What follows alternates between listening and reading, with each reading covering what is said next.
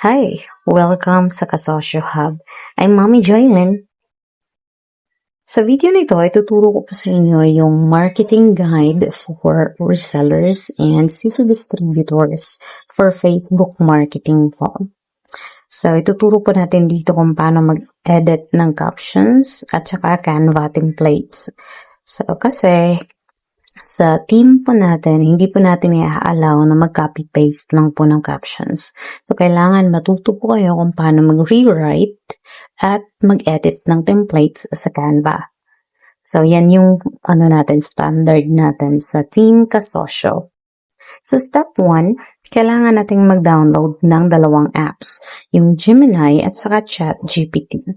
So, para gawin yan, kailangan po nating pumunta sa Google Play kasi nga yung gamit kong cellphone ay Android ako. So pupunta tayo sa Google Play or Play Store.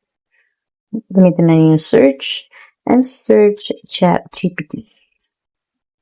Ayan, search ChatGPT.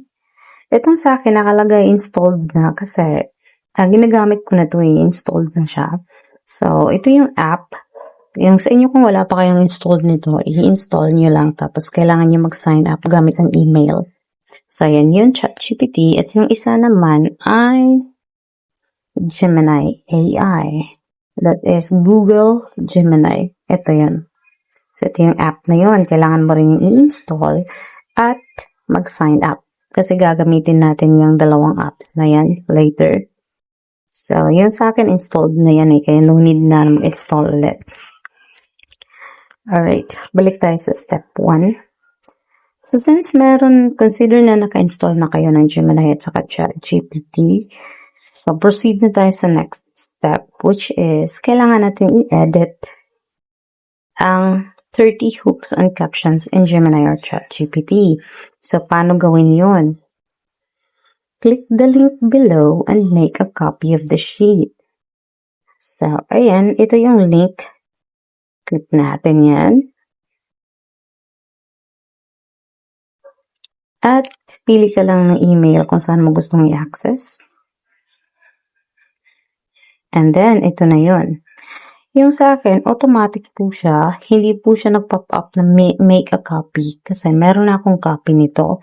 Pero yan sa inyo dyan, possible na mag-pop up po yan na make a copy. Meron po yung button na make a copy. I-tap niyo lang po yan para makagawa kayo ng copy ng spreadsheet natin. So, ito na yun. At ito na yung hooks and caption. So, balik tayo sa instruction. So, copy and paste the prompt to instruct the AI to revise the captions while keeping the original meaning. Test both Gemini and ChatGPT. Then choose which one has best output. Okay, so, dito sa baba, ayan, makikita mo prompts. Ayan, merong tab, prompts. So, i-tap natin yung andito sa number 2. I-long press lang natin. Long press. Ayan, may pop-up. Click mo yung copy. And then, tap mo yung check sa taas. Minimize. Punta ka sa ChatGPT.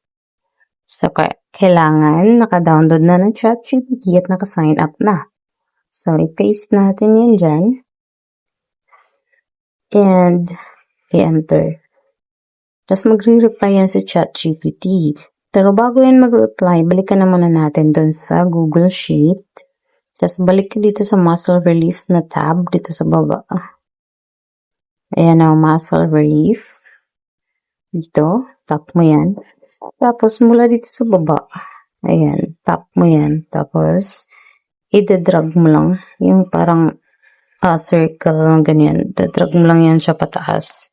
Hanggang sa number 1. Tapos, long press. Copy. Tap yung check sa taas. Minimize. Balik ka dito sa ChatGPT. Ayan. So, yan yung reply ni ChatGPT. Tapos, i-paste mo lang dito sa baba. Ayan, paste mo yung kinapi mo. Tapos, tap send. Ayan, naka-TSV format na po siya. So, ito yung ChatGPT. Same process po sa Gemini. Kasi i-compare mo kung saan yung mas bet mo na results eh. So, habang nag-generate pa yan, minimize natin. At punta tayo sa Gemini na app. Ayan, yung Gemini na app. Naka-sign up na ako nito eh. So, same process. Ika-copy mo, ipi-paste mo yung prompt. Naka-copy mo na yun kanina eh. Kaya, pwede naman balikan mo lang ulit.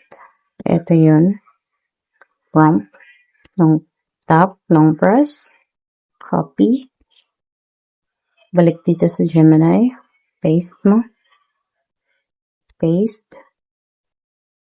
Ayan, send. And then, balik ka ulit. I-copy mo ulit yung tap mo yung check sa taas. Tapos, balik sa muscle relief. Copy mo ulit ito. Highlights all. Long press. Copy. Balik ka dito sa Gemini. At, ipi-paste mo yan. Tapos, send. Hayaan mo yung result, mag-load yung result ng Gemini. So, meron tayong dalawa, Gemini at saka ChatGPT. Ayan. So, ayan, tapos na yung result ng ChatGPT. Ika-copy mo na lang yung result niya. Ito, ayan, merong copy code. Copy. Tapos, balik ka dun sa Google Sheet. Tapos, ipi-paste mo dito. Ayan. Dito sa ayan. Long press, paste. Ayan na. Ganyan lang kadali. Tapos, tap mo yung check sa taas. Balik ka doon sa Gemini. Ayan. So, mahaba rin yan sa Gemini. Yan. So, same process. Ika-copy-paste mo lang din. Tapos, i-compare mo kung alin yung mas maganda na result. I-compare mo yung mga wordings niya sa long caption at short hook. And then, let's proceed to step 2 na. Thank you.